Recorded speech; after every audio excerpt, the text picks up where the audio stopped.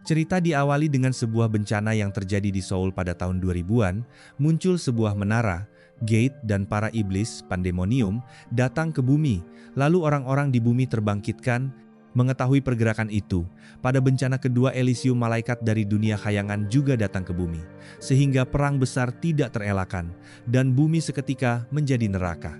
Sosok yang menghentikan mereka bukanlah malaikat atau iblis, melainkan seorang manusia yang terbangkitkan dengan kekuatan luar biasa dibanding orang terbangkitkan lain. Ya, sang pahlawan berhasil membunuh pemimpin dari kedua pihak membuat mereka mundur dari bumi. 30 tahun kemudian, di sebuah museum pahlawan, Jeon Min-chul, seorang mahasiswa, sedang menunggu teman-temannya untuk mengerjakan tugas kelompok. Dia melihat sekeliling dan menyadari museum sedang ramai oleh karya wisata anak SD. Dia teringat 20 tahun lalu saat karya wisata. Gurunya menjelaskan bahwa sang pahlawan benar-benar kuat dibanding hunter lain. Dia menggunakan kekuatannya untuk membuat pembatas di seluruh belahan bumi demi melindungi orang-orang. Dia adalah pahlawan kita semua. Meski sangat disayangkan, sang pahlawan mati saat bencana besar kedua ketika melawan Raja Iblis. Anak-anak sangat antusias dan tertarik menjadi hunter. Sang guru kembali menjelaskan bahwa menjadi hunter itu sangat sulit karena membutuhkan keberuntungan dan bakat. Itu merupakan sesuatu yang mengejutkan bagi masa kecil Min-chul. Lalu, teman-teman Min-chul datang pada pukul 3. Mereka berjalan menuju sebuah ruangan. Di dalam ruangan itu, terdapat sebuah pedang suci Khalid milik sang pahlawan, yang untuk pertama kalinya dipamerkan kepada publik. Saat kelompok Min-chul memasuki ruangan, Min-chul melihat pedang itu melayang. Min-chul terheran-heran, lalu tiba-tiba pedang itu menusuk Min-chul. Di saat suara Raja Iblis muncul dari dalam diri Min-chul, dia melihat dengan jelas semua percakapan antara sang pahlawan dan Raja Iblis. Hal itu membuat kepalanya sangat sakit. Tiba-tiba dia terbangun, lalu teman-temannya menjelaskan bahwa beberapa menit setelah menatap pedang itu, dia pingsan. Itu berarti hanya Min-chul saja yang melihat semua kejadian tadi. Saat Min-chul merasa dirinya adalah reinkarnasi dari Raja Iblis Deimos, dia tidak percaya. Dia bertanya-tanya, kenapa harus menjadi iblis? Setelah semua yang terjadi padanya di museum, Min-chul memilih berpisah dengan teman-temannya. Di perjalanan, dia mendapatkan semua ingatan dari Raja Iblis. Dari ingatan itu, dia mencoba menggunakan mana. Tiba-tiba sebuah pesan terbangkitkan muncul. Min-chul heran, karena dia bisa terbangkitkan dengan begitu mudah. Di taman, Min-chul mencoba beristirahat sambil melihat semua status yang dimilikinya. Min-chul mempunyai skill Eye of Truth, yaitu kemampuan untuk membuka jendela status milik orang lain. Skill tersebut berada di tingkat S. Namun, yang paling menarik perhatian Min-chul adalah trait player miliknya, yang dapat merevisi hukum dunia dengan poin yang didapat dari membunuh monster. Melihat itu membuat Min-chul tersenyum.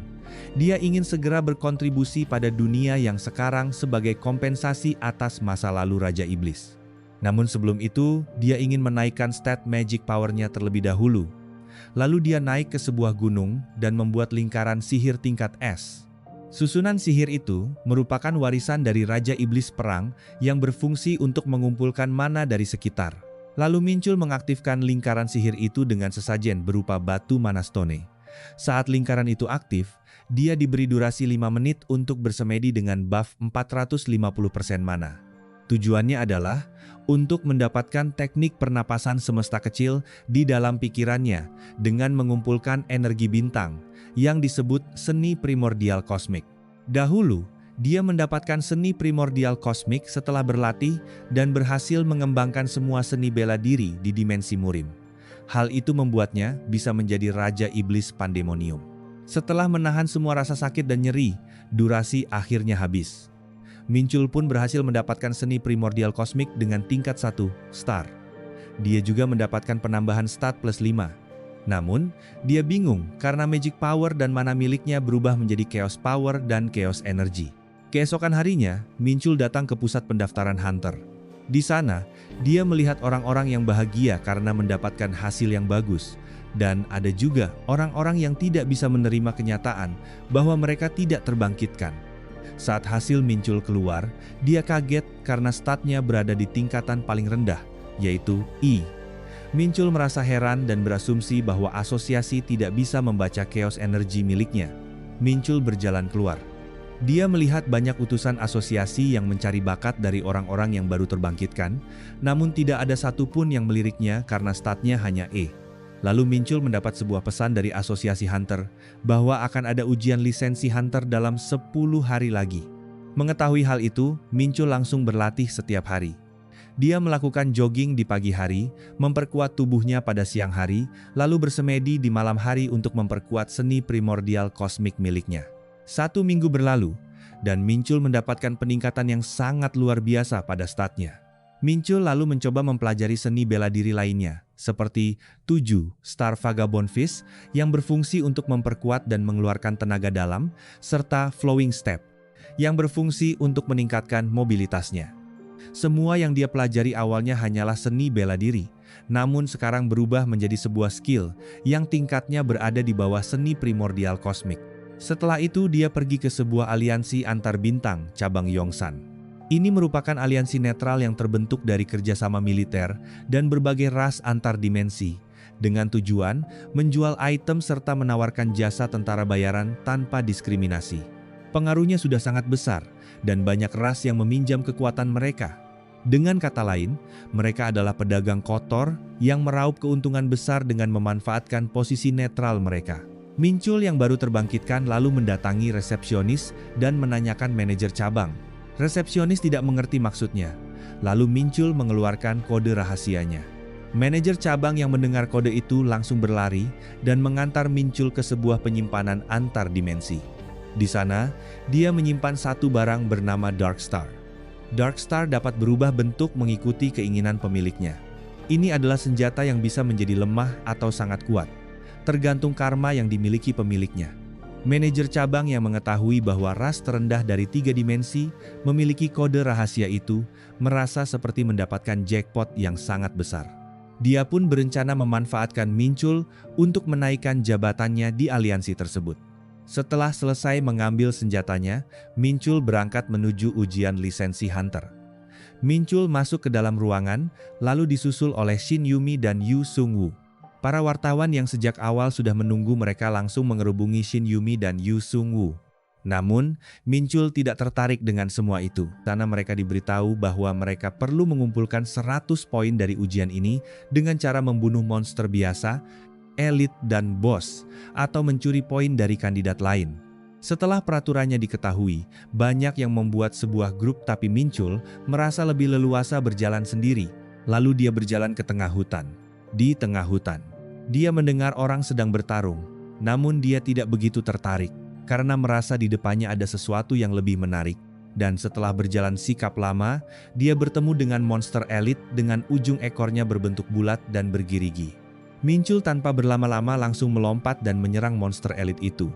Namun karena ukurannya yang besar dan ekornya yang terus menghalangi menjadikannya sangat susah ditembus dari jarak dekat, lalu Minchul mundur mengubah senjatanya menjadi Demonic Spearman dan melemparkannya sekuat tenaga ke arah leher monster elit itu. Seketika, monster elit itu mati dan Minchul mendapatkan 32 poin. Di belakang Minchul, datang 3 bersaudara yang dikenal sebagai grup terkenal Black Trinity. Minchul melihat status mereka menggunakan kemampuannya, lalu tertawa kecil. Black Trinity merasa kesal melihat sikapnya. Minchul pun menantang mereka. Karena tersulut emosi, 2 orang dari Black Trinity langsung bergerak menyerang Minchul. Minchul mengubah senjatanya menjadi pisau, lalu menangkis semua serangan mereka sambil bergerak lincah seperti menari dengan menggunakan skill Burning Flower. Kakak tertua yang melihat itu langsung melempar tombak ke arah Minchul, namun Minchul berhasil menghindarinya. Pada serangan berikutnya, dia menggunakan sihir api. Minchul hanya tersenyum, kemudian dia mengubah senjatanya menjadi pedang dan menebas sihir api itu. Setelah itu, dia melompat ke arah kakak tertua dari Black Trinity dan menebasnya hingga tereliminasi. Di ruang siaran guild, orang-orang yang mendengar informasi bahwa salah satu anggota Black Trinity telah tereliminasi merasa sangat kaget.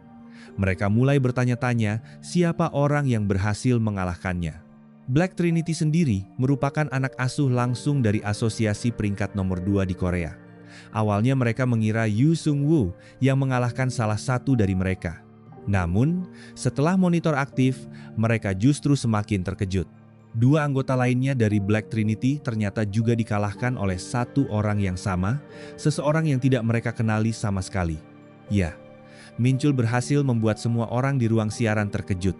Dengan sisa waktu 57 menit, Minchul berhasil mendapatkan 172 poin dan ingin segera mengakhiri ujian. Lalu dia masuk ke ruangan bos. Di sana terdapat golem yang dapat terus beregenerasi. Minchul mencoba menyerang, namun serangannya terlalu dangkal dan tidak memberi dampak besar. Minchul justru tersenyum bahagia karena akhirnya mendapatkan lawan yang sepadan. Dia kemudian mengubah senjatanya menjadi kapak besar dan menyerang secara bertubi-tubi hingga waktu tersisa 23 menit. Saat itu, Shin Yumi datang ke area bos dan melihat Minchul bertarung. Shin Yumi menawarkan bantuan kepada Minchul. Namun, Minchul menolaknya dan malah bertaruh bahwa dia bisa mengalahkan bos golem itu dalam waktu 10 menit. Shin Yumi pun menyetujuinya karena merasa Minchul tidak mungkin bisa membunuh bos sendirian dengan sisa waktu yang sedikit. Karena fokus Minchul sempat teralihkan oleh percakapan itu, golem tersebut memiliki waktu untuk beregenerasi. Minchul pun kembali menyerang golem tersebut hingga waktu ujian habis dan mereka diteleport secara paksa kembali ke lobi. Dengan waktu yang sangat mepet, Minchul akhirnya berhasil membunuh bos tersebut, namun dia kehilangan hampir seluruh energinya. Di sisi lain, Shin Yumi merasa tidak percaya dengan apa yang dilihatnya. Dia menyaksikan sendiri bagaimana Minchul bertarung dengan membaca setiap serangan lawan dan menyerang dengan timing yang sangat presisi. Dalam pikirannya, dia bahkan membandingkan Minchul dengan Yu Sung-woo, yang menurutnya hanya memiliki kecepatan dan kekuatan, tetapi tidak memiliki pemikiran taktis seperti Minchul. Setelah itu, pengumuman peringkat ujian pun muncul. Minchul berada di peringkat pertama, Shin Yumi di peringkat kedua, dan Yu Sung-woo di peringkat ketiga. Melihat hasil itu, Yu Sung-woo tidak bisa menerimanya, dan langsung pergi menghindari para wartawan. Minchul yang sadar bahwa dirinya akan menjadi pusat perhatian segera bergegas pergi. Namun saat dia membuka pintu keluar, orang-orang dari media dan para utusan aliansi sudah menunggunya di sana. Menyadari jalan pulangnya tertutup, Minchul berteriak dan memberikan syarat. Siapapun yang ingin merekrutnya harus memberinya uang muka sebesar 5 juta dolar. Semua orang yang mendengar itu kaget dan heran. Mengingat meskipun dia sangat hebat dalam bertarung, statnya tercatat berada di tingkat paling rendah yaitu E. Namun tiba-tiba, satu orang mengangkat tangannya dan mengatakan bahwa dia berani membayar 5 juta dolar tersebut. Orang itu adalah seorang dwarf, manajer cabang dari aliansi antar bintang, yang sejak awal memang ingin memanfaatkan Minchul sebagai batu loncatan untuk menaikkan posisinya. Minchul sendiri justru merasa kesal karena ada seseorang yang benar-benar menyetujui syaratnya, padahal niat awalnya adalah menjadi hunter solo.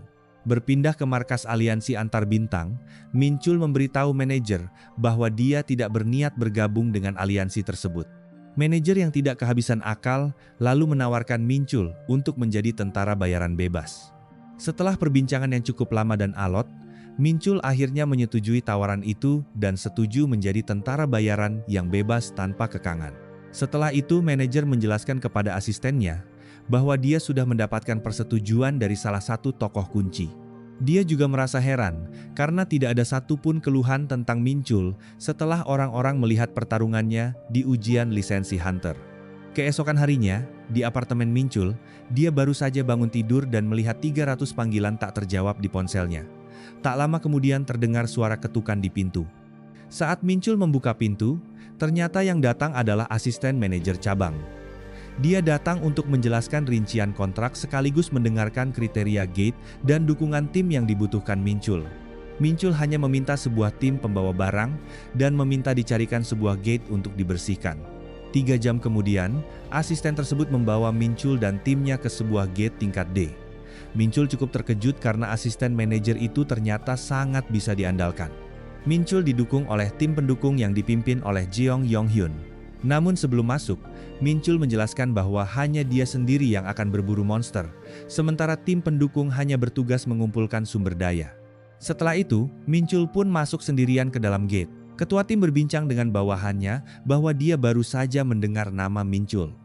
Bawahannya menjelaskan bahwa Minchul adalah peringkat pertama dari ujian lisensi Hunter yang diadakan kemarin. Mendengar itu, ketua tim meragukan kekuatan Minchul dan bahkan sempat ingin mengambil libur lagi karena merasa kehadirannya di sana hanya membuang-buang waktu. Tidak lama kemudian Minchul datang membawa buruannya, yaitu Thorn Bull. Ketua tim langsung terkejut karena itu adalah salah satu monster yang paling liar dan kuat di dalam gate tersebut. Setelah melihat itu, ketua tim membatalkan niatnya untuk pergi dan memutuskan mengikuti rencana Minchul. Mendengar keputusan itu, para bawahannya merasa kaget dan ragu.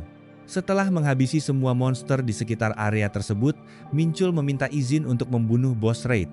Namun ketua tim menjelaskan bahwa biasanya dibutuhkan 2-3 hari untuk mengumpulkan informasi sebelum menghadapi bos, karena minimnya data tentang musuh di dalam gate. Meski begitu, Minchul tetap memutuskan untuk langsung menghadapi bos pada hari pertama memasuki gate. Ketua tim pun akhirnya ingin melihat sejauh mana kemampuan Minchul sebenarnya. Tidak lama kemudian, mereka menemukan lokasi bos. Bos tersebut adalah seekor monyet putih raksasa. Ketua tim menjelaskan bahwa Ete Monkey adalah musuh yang sangat berbahaya. Namun Minchul hanya tersenyum dan mengatakan agar mereka tidak perlu khawatir. Minchul kemudian bergerak menuju bos. Bos yang terkejut langsung mengeluarkan totem paralisis yang menghambat pergerakan Minchul. Merasa itu merepotkan, Minchul langsung melempar pedangnya ke arah totem tersebut hingga terbelah menjadi dua. Para bawahan bos segera menghadangnya, namun Minchul dengan cepat menebas semua monster yang berada di dekat bos. Bos menjadi murka dan mengaktifkan 2 penguatan astral untuk meningkatkan kekuatannya. Namun Minchul langsung menggunakan teknik Five Tiger Splitting Blade dan dengan mudah membelah bos itu menjadi 2. Melihat kejadian itu, seluruh tim pendukung dibuat sangat terkejut oleh kekuatan Minchul.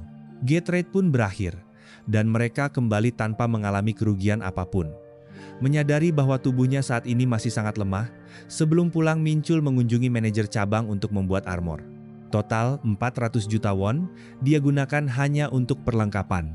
Dalam perjalanan pulang, bus yang ditumpangi Minchul tiba-tiba berhenti.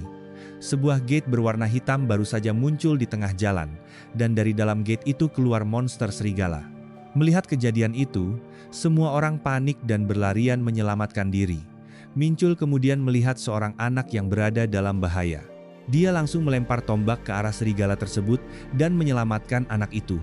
Setelah itu, muncul sebuah pemberitahuan bahwa dia mendapatkan EXP, dan dia juga bisa menyerap chaos energy dari serigala tersebut. Mengetahui hal itu, Minchul tersenyum. Dia kemudian meminta seorang hunter yang terpojok di sana untuk mengevakuasi warga, sementara dia sendiri akan membereskan dungeon break itu. Dengan membabi buta, Minchul membunuh semua serigala tersebut sendirian, dan mendapatkan peningkatan stat yang cukup tinggi. Selain itu, dia juga memperoleh teknik Ancient Celestial. Setelah dungeon break itu berakhir, Minchul mampir ke sebuah restoran. Di sana dia didatangi oleh seorang hunter dari divisi keamanan yang ingin mengucapkan terima kasih karena Minchul telah menyelesaikan dungeon break tersebut. Hunter itu bernama Jung Sung Hee. Minchul merasa bahwa Sung Hee kemungkinan berada di rank A atau B, sehingga dia merasa tidak perlu menggunakan Eye of Truth untuk memeriksa statusnya. 1 minggu kemudian, Minchul kembali bertemu dengan Jung Sung Hee. 2 hari sebelumnya, setelah Minchul berhasil membersihkan gate break sendirian, dia setiap hari terus memasuki gate rank D. Namun peningkatan statnya mulai terasa semakin sulit setelah mencapai level 11. Lalu dia mendapat kabar dari asisten bahwa armor yang dia pesan sudah selesai dibuat. Mendengar kabar itu, Minchul merasa senang dan memutuskan untuk mengambil libur sejenak agar bisa menyesuaikan diri dengan armor barunya. Tim pendukungnya pun ikut senang karena akhirnya mereka mendapatkan hari libur. Di markas aliansi antar bintang, saat Minchul melihat armor barunya, dia merasa sangat puas karena hasilnya bahkan melebihi ekspektasinya. Setelah itu, Minchul meminta kepada manajer cabang untuk mencarikannya gate rank B. Namun, manajer menjelaskan bahwa hal itu tidak bisa dilakukan karena Minchul belum menyelesaikan 40 gate rank D yang merupakan salah satu syarat untuk mendapatkan akses ke gate rank B. Meski begitu, manajer juga memberitahu bahwa ada metode kedua. Minchul bisa mendapatkan izin jika dia berhasil bertarung melawan hunter rank A dari asosiasi. Mendengar itu, Minchul hanya tersenyum dan memilih metode kedua. 2 hari kemudian, Minchul datang ke sebuah asosiasi hunter. Seorang penjaga menjelaskan bahwa lulus atau tidaknya ujian akan ditentukan oleh tim penilai.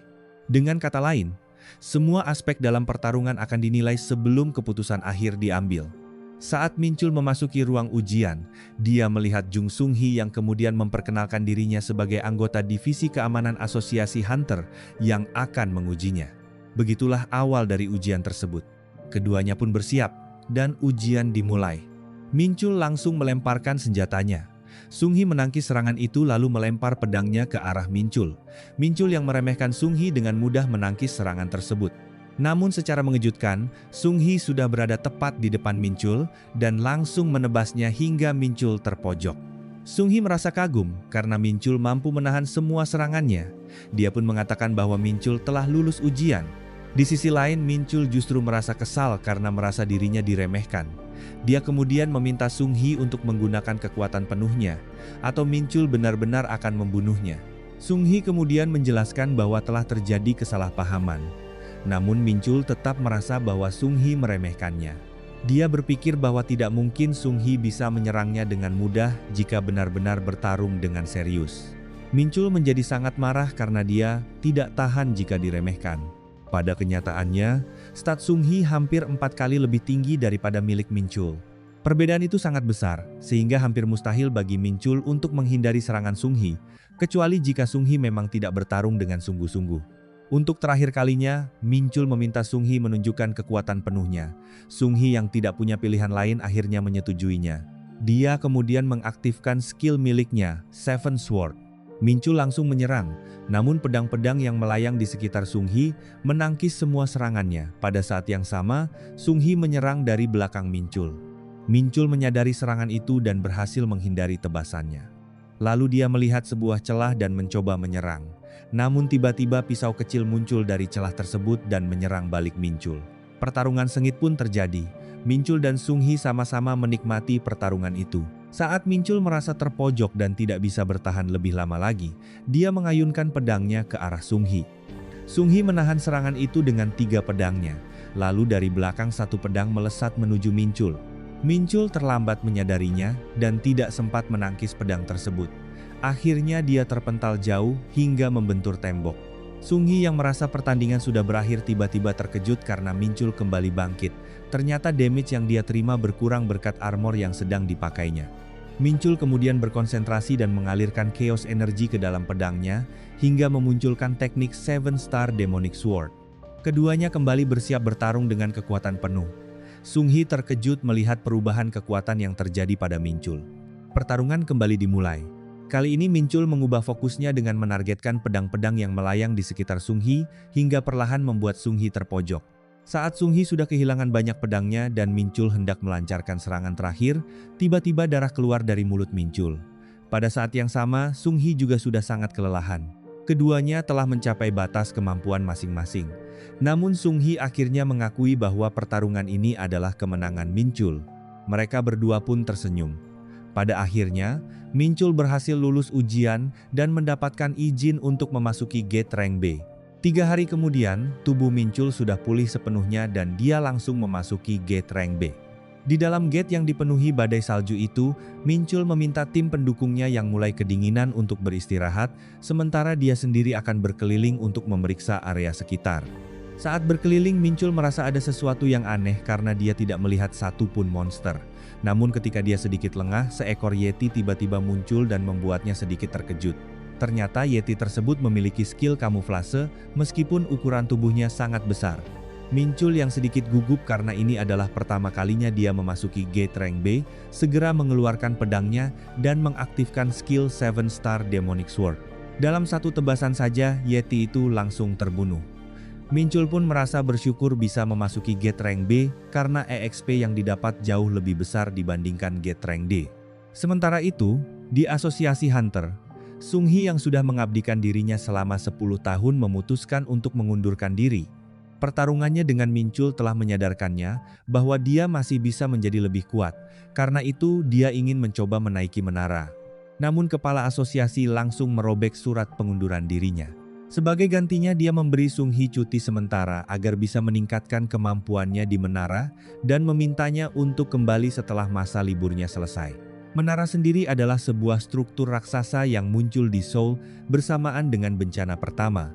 Jika seseorang berhasil melewati ujian di dalamnya, mereka bisa melampaui batas kemampuan mereka dan menjadi jauh lebih kuat. Jung Sung-hee adalah hunter yang hampir mencapai batas pertumbuhan maksimalnya, sehingga menara menjadi satu-satunya cara baginya untuk berkembang lebih jauh. Kembali kepada Minchul. Setelah membunuh banyak monster dan mencapai level 15, sebuah pemberitahuan muncul tentang jejak jiwa yang telah terbangkitkan. Minchul diberi dua pilihan kemampuan. Authority of Charm milik Grandiose, rang sebelah. Hellfire milik Seraphine, rang 55.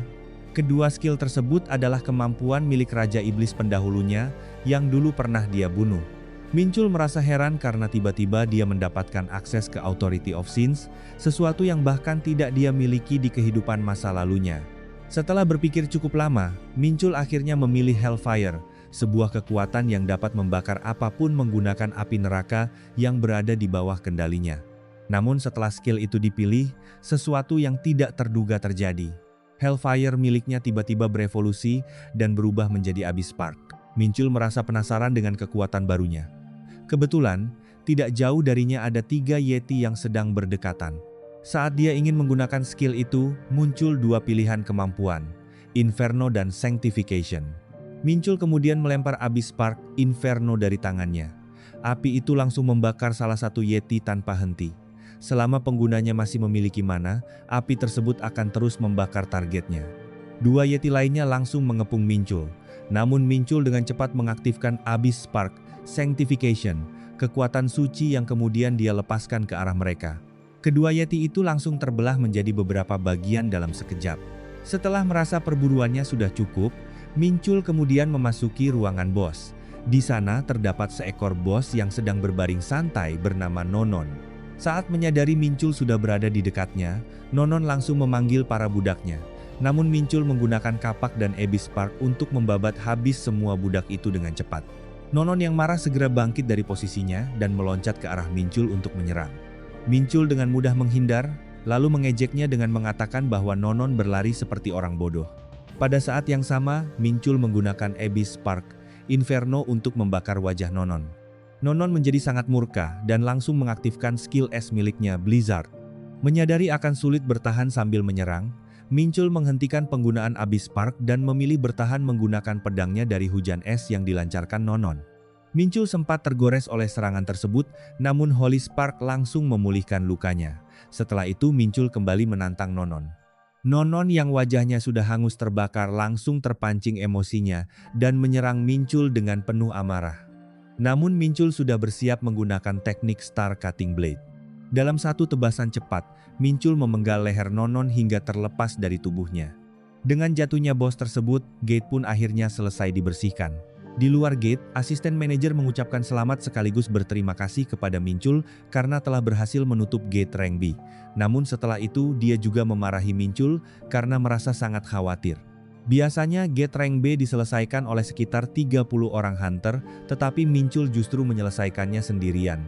Saat Minchul menyadari bahwa kemarahan itu sebenarnya berasal dari rasa khawatir, asisten manajer tersebut malah tersipu malu, namun tetap melanjutkan memarahi Minchul.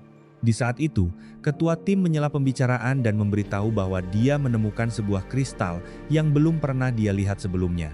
Saat Minchul melihat kristal tersebut, dia langsung memintanya dan mengatakan bahwa dia akan menyimpannya sendiri.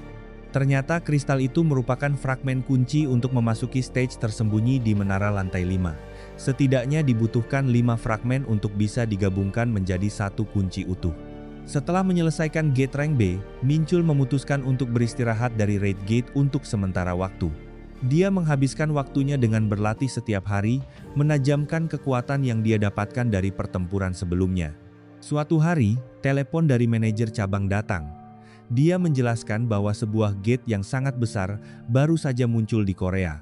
Karena skalanya yang sangat besar, asosiasi memutuskan bahwa semua guild akan bekerja sama untuk menaklukkannya. Awalnya, manajer hanya berniat memberitahu Minchul tentang hal tersebut sebelum menutup telepon. Namun tiba-tiba Minchul mengatakan bahwa dia juga akan datang karena ingin melihat bagaimana cara para hunter lain bertarung. Mendengar itu, manajer cabang pun terkejut. Ketika Minchul dan asisten manajer tiba di lokasi gate, mereka melihat bahwa gate tersebut sangat besar. Skalanya bahkan mencakup sebuah kota dengan sekitar 600.000 penduduk. Minchul langsung menjadi pusat perhatian, karena sebelumnya dia berhasil menyelesaikan gate break sendirian. Banyak orang mulai memperhatikannya dan membicarakan kemampuannya. Tidak lama kemudian, 4 orang dari guild demonik datang menghampiri Minchul, termasuk guild master mereka, Jang Yungsu. Minchul merasa sosok Jang Yungsu terlihat sangat familiar. Karena merasa curiga, dia segera mengaktifkan Eye of Truth untuk melihat status sebenarnya dari orang tersebut. Dari situlah identitas aslinya terbongkar. Ternyata Jang Yungsu sebenarnya adalah Verde, seorang anggota ras iblis yang sedang menyamar sebagai hunter manusia. Saat mereka berjabat tangan, Minchul sengaja memancing rasa penasaran Jang Yungsu dengan secara halus membocorkan sebagian rahasia yang seharusnya tidak diketahui orang lain. Yongsu yang merasa penasaran kemudian menemui Minchul di sebuah tempat yang sepi. Di sana terungkap bahwa Verde memiliki umur 675 tahun dengan stat yang sangat jauh melampaui milik Minchul. Mengetahui hal itu, Minchul sadar bahwa bertarung secara langsung bukanlah pilihan yang tepat. Karena itu, dengan kecerdasannya dia langsung mengaktifkan Abyss Spark Inferno. Melihat kekuatan itu, Verde langsung terkejut dan secara naluriah berlutut. Instingnya mengatakan bahwa ada iblis dengan tingkat yang lebih tinggi darinya yang sedang berdiri di hadapannya. Abyss Spark Inferno sendiri merupakan simbol kehancuran yang sangat ditakuti oleh ras iblis. Verde pun langsung merasa ketakutan. Dengan aura yang menakutkan, Minchul mengatakan bahwa dia akan membaptis Verde karena telah bersikap tidak sopan. Verde pun segera memohon ampun atas tindakannya. Lalu Minchul memanfaatkan situasi itu dengan meminta Verde untuk menjadi budaknya. Namun Verde justru tersenyum licik. Melihat itu Minchul sempat kaget sekaligus takut bahwa Verde akan menolak tawarannya. Sementara itu, Minchul sudah cukup lama menahan Abyss Spark Inferno, membuat tubuhnya mulai tertekan. Hal itu terjadi karena perbedaan ras dan kapasitas mana. Tubuh manusia yang sekarang dimiliki Minchul adalah ras yang jauh lebih lemah dibandingkan tubuhnya di masa lalu, sehingga dia hanya mampu mempertahankan Abyss Spark sekitar 3 menit. Verde tiba-tiba tertawa, membuat Minchul mengira bahwa rencananya telah gagal. Namun ternyata, Verde justru menerima tawaran Minchul. Dia mengatakan bahwa Minchul tidak salah melihat potensi yang dimilikinya. Kemudian Verde bersumpah atas jiwanya untuk melayani Minchul, dan sebuah kontrak pun terbentuk di antara mereka. Minchul sendiri sempat kebingungan karena dia tidak benar-benar menyangka bahwa Verde akan menyetujui tawaran itu. Setelah kontrak terbentuk, Verde kemudian membeberkan semuanya. Dia menjelaskan bahwa ada 5 iblis yang turun ke bumi, termasuk dirinya. Rencana awal mereka adalah menaklukkan dunia manusia dan membangun kekuatan mereka di Korea. Kelima iblis tersebut menerima sebuah ritual bernama Dark Baptism yang memungkinkan mereka meminimalkan pembatasan kekuatan mereka di dunia manusia. Namun Verde tidak tahu siapa yang menciptakan seni rahasia tersebut. Dia hanya yakin bahwa kemungkinan besar salah satu dari 3 dewa dimensi memiliki kaitan dengan Dark Baptism. Salah satu kandidat yang paling masuk akal adalah Rosalind, pelayan dari Asmodeus. Meski begitu, bagi makhluk dengan tingkat penguasa atau lebih tinggi, Dark Baptism tidak cukup kuat untuk sepenuhnya menghilangkan pembatasan kekuatan mereka. Di antara kelima iblis yang turun ke bumi, Verde adalah yang terkuat. Namun Verde melanjutkan penjelasannya, jika Elysium mengetahui keberadaan para iblis di bumi, maka pertarungan besar kemungkinan akan kembali terjadi. Untungnya, pemimpin dunia iblis dan pemimpin Elysium sama-sama telah meninggal saat bencana kedua, karena itulah kesepakatan gencatan senjata akhirnya terjadi. Hal itu juga menjadi alasan mengapa Korea, yang memiliki menara, dianggap sebagai wilayah netral. Meski begitu, fakta bahwa para iblis datang ke dunia manusia tetap memiliki tujuan yang jelas. Mereka datang untuk memperebutkan menara. Apapun yang akan terjadi di masa depan, Minchul merasa bahwa yang bisa dia lakukan sekarang hanyalah bersiap menghadapi semuanya. Dia kemudian memerintahkan Verde untuk menjadi mata dan telinganya. Minchul juga meminta agar setiap informasi yang didapat oleh Rosalind harus dilaporkan kepadanya. Verde pun menerima perintah itu dengan senang hati. Setelah 2 minggu farming di dalam gate besar tersebut, Minchul mendapatkan peningkatan yang cukup signifikan. Levelnya naik hingga level 23. Dan dia juga mulai merasakan bahwa penggunaan chaos energy miliknya semakin terasa. Pada suatu malam, ketua tim 3 dari Guild Hwarang datang menyapanya. Hwarang sendiri adalah guild peringkat nomor 1 di Korea. Di dalam gate besar ini, memang banyak guild yang terlibat dalam raid, namun tidak ada yang berani menyentuh bos Gate, karena posisi itu biasanya menjadi tanggung jawab guild teratas. Karena Hwoarang berada di peringkat pertama, maka secara tidak langsung tugas menaklukkan bos berada di tangan mereka. Ketua tim 3 dari guild Hwoarang tersebut kemudian mengajak Minchul untuk bekerja sama mengalahkan bos. Namun Minchul menyadari bahwa orang itu menyembunyikan tujuan sebenarnya. Karena itu, Minchul justru mengejeknya dan mengatakan bahwa dia alergi terhadap omong kosong, dengan tujuan memancingnya agar menjelaskan maksud yang sebenarnya. Sayangnya, cara itu tidak berhasil. Akhirnya, orang dari guild Hwoarang itu meminta waktu untuk berbicara terlebih dahulu dengan atasannya. Bersama asisten manajer, Minchul kemudian berdiskusi mengenai situasi tersebut. Asisten manajer menjelaskan bahwa guild Hwoarang sebenarnya sedang mencoba membalas dendam kepada Minchul. Alasannya karena salah satu anggota mereka, Yu Sung-woo, merasa direndahkan oleh Minchul saat ujian lisensi Hunter. Mendengar itu, Minchul merasa heran karena menurutnya, dia sama sekali tidak memiliki hubungan apapun dengan Yu Sung-woo selama ujian tersebut. Asisten manajer kemudian menjelaskan lebih lanjut bahwa Hwoarang sengaja mengatur situasi ini untuk memprovokasi Minchul. Mendengar penjelasan itu, Minchul justru tersenyum. Dia memutuskan untuk mengikuti permainan mereka. Dalam pikirannya, Minchul berencana membuat mereka membayar mahal karena telah mengganggu waktu latihan malamnya. Keesokan harinya, Minchul mulai bergabung dengan tim Hwoarang. Tatapan sinis datang dari berbagai arah, namun Minchul tetap bersikap tenang. Dia diminta untuk tetap diam di belakang, dan hanya mengamati setiap pertarungan yang terjadi, agar bisa memahami kekuatan dan cara bertarung tim Hwoarang. Tidak lama kemudian, Yu Sung-woo datang dan menyapa Minchul. Namun Minchul dengan spontan menjawab bahwa dia tidak punya teman seperti Sung-woo. Mendengar jawaban itu, Yu Sung-woo langsung merasa kesal dan pergi meninggalkan Minchul. Setelah cukup lama mengamati pertarungan tim Hwoarang, Minchul mulai merasa bosan. Menurutnya, cara bertarung mereka terlalu lambat dan tidak efisien, sehingga sama sekali tidak cocok dengan gaya bertarungnya. Saat mereka sedang melawan golem, tanker tim Hwoarang sempat lengah. Akibatnya, golem tersebut berhasil menerobos garis pertahanan dan langsung mengarah ke arah para caster.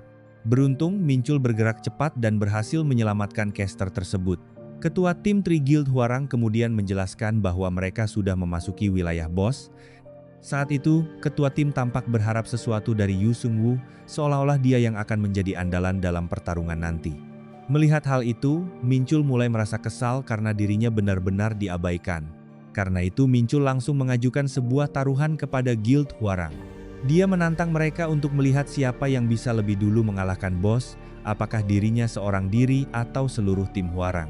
Mendengar tantangan tersebut, semua anggota guild Hwoarang langsung terkejut. Namun Minchul menambahkan satu syarat, guild Hwoarang harus bertarung tanpa bantuan ketua tim 3. Mendengar syarat itu, ketua tim 3 dan para anggotanya langsung merasa tersinggung karena merasa diremehkan. Di saat suasana mulai memanas, Yu Sung-woo maju dan meyakinkan Guild Master bahwa dia mampu memenangkan taruhan tersebut. Akhirnya, ketua tim 3 menyetujui taruhan itu. Namun dia menambahkan satu hal, jika Minchul berada dalam bahaya, Guild Master akan turun tangan untuk menyelamatkannya. Tetapi Minchul langsung menolak kemungkinan itu dengan percaya diri, karena menurutnya situasi seperti itu tidak akan pernah terjadi. Setelah taruhan disepakati, Minchul langsung melaju cepat menuju puncak gunung, tempat bos berada. Namun di tengah perjalanan, dia merasa sedikit terkejut karena tidak ada satupun anggota guild Hwoarang yang mengikutinya. Dari situ Minchul mulai menyadari sesuatu.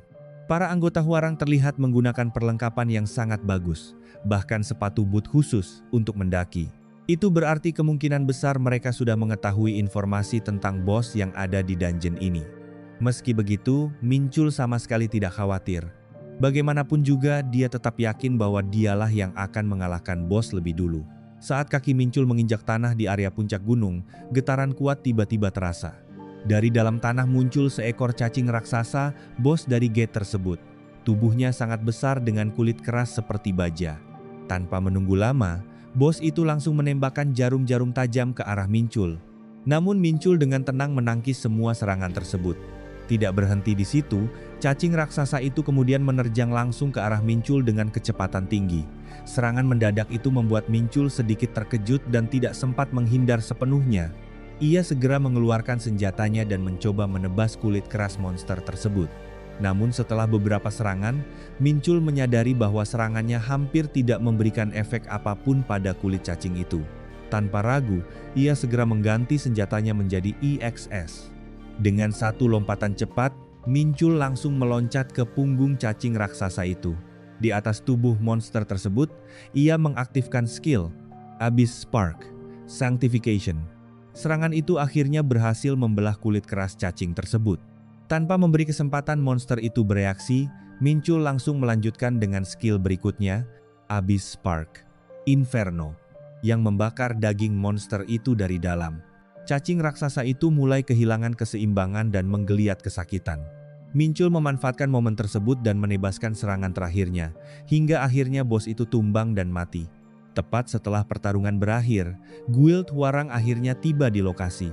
Melihat mereka datang terlambat, Minchul hanya tersenyum lalu meledek mereka, mengatakan bahwa persiapan mereka terlalu lama, sementara bosnya sendiri sudah lebih dulu ia kalahkan.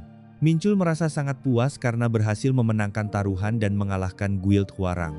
Setelah itu, ia kembali pulang bersama asisten manajernya. Di dalam kereta, sang asisten manajer tampak sangat terkejut ketika mendengar bahwa Minchul berhasil mengalahkan bos gate itu sendirian, bahkan mengalahkan Guild Hwarang dalam taruhan.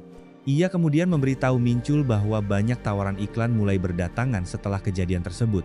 Mendengar itu, Minchul hanya menjawab santai bahwa itu berarti akan ada banyak pekerjaan untuk sang asisten.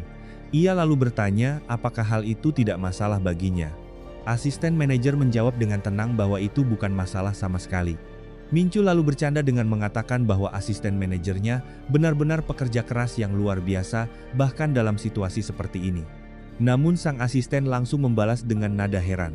Menurutnya agak aneh jika dia disebut seperti itu oleh seseorang yang merupakan pecandu gate